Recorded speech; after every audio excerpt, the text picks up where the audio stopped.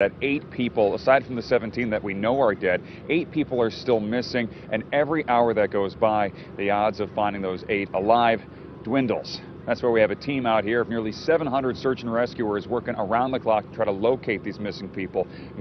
A devastating scene in Southern California right now. Let's look at those pictures. There you see the destruction, fires, then floods in those neighborhoods, causing so much destruction. Search and rescue operations are underway for some survivors.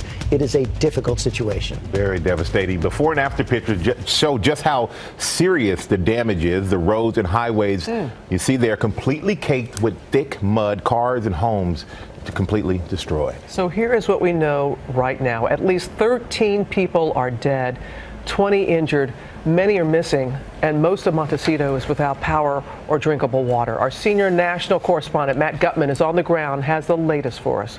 Good morning, Matt. Good morning, Robin. So much concern right now for those 24 people still believed to be missing, and I want to give you a sense for why hope is dimming for them. I'm going to step back into this mud here, and inside that house, there's about 8 feet of it. It's got the consistency of mixed concrete. And, you know, we've been here for over 24 hours. Hard to wrap your head around the scale of the devastation, the power that debris flow brought down here. All of this mud, trees, and boulders the size of trucks, obliterating people's houses in the middle of the night while so many were sleeping. This morning, that first glimpse from the sky, multi-million-dollar mansions swallowed whole by that sea of mud and giant boulders. In some places, it was so deep, only the chimneys poked through. And now, a desperate search for the 24 missing in debris flows biblical in scope, so violent it ripped homes from their foundations and left gas fires burning well into the night. The only words I can really think of to describe what it looked like was it looked like a World War I battlefield. Overnight, the Coast Guard rushing to rescue a family of 5. Rescuers carefully place the mother and her baby in a basket, then lift a child up to the roof away from the churning sludge. They even managed to save the family dog.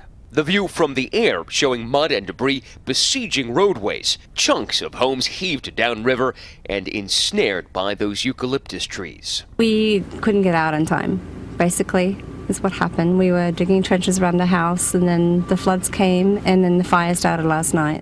Crews on the ground using dogs to sniff out the dead and the living, including 14-year-old Lauren Canton, miraculously pulled from a pile of rubble coated in mud, but alive. She's now recovering in a hospital, but her father and brother are believed to be missing. Overnight, we walked through a wasteland that just a day earlier had been one of the most exclusive neighborhoods in America, home to Oprah, Ellen, and Gigi Hadid. Oprah posting this video of a blazing gas fire seen from her backyard, writing, "What a day, praying for our community in Santa Barbara." None of the boulders that you see here in this field of boulders was here 12 hours ago. They have literally submerged entire homes. You can see the chimney poking through. And it was there that we found Robert Riskin trudging through the hip-deep mud. There's clearly no one searching here now. I know that they, of course, searched the houses, have been checked, but I don't get the sense that anyone looked downstream. Light was fading, as was his hope of finding his mother.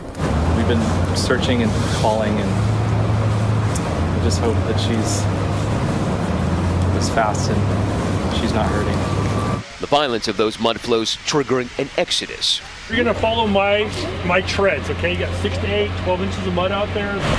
Hundreds would evacuate. Going south, not an option because the 101 freeway was hacked up by those debris flows. A 30-mile section still closed.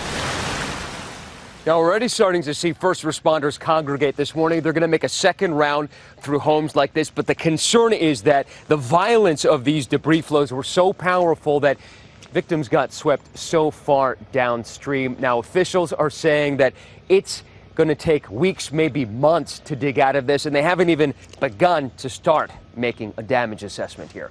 Robin. Oh, my gosh, Matt, just seeing those pictures. Thank you. The worst may not be over. There are new concerns about flooding as all that water overwhelmed systems that were put in place to protect neighborhoods.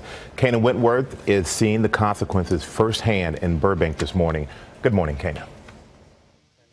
We sure are, Michael. Good morning to you. So I want to show you these cars were pushed down the road because this mud and water was so powerful. If you take a look in here, I mean, there is mud all the way up to the windows of this car. And if you walk with me, there's another one. There's a white vehicle over here behind this tree, completely mangled, unrecognizable.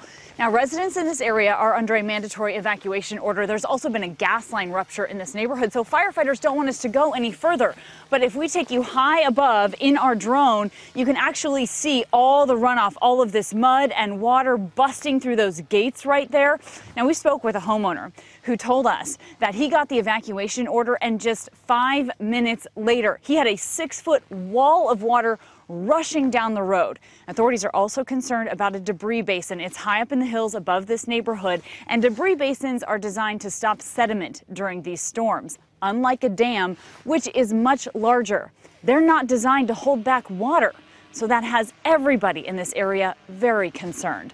Michael? All right. Thank you so much, Kana.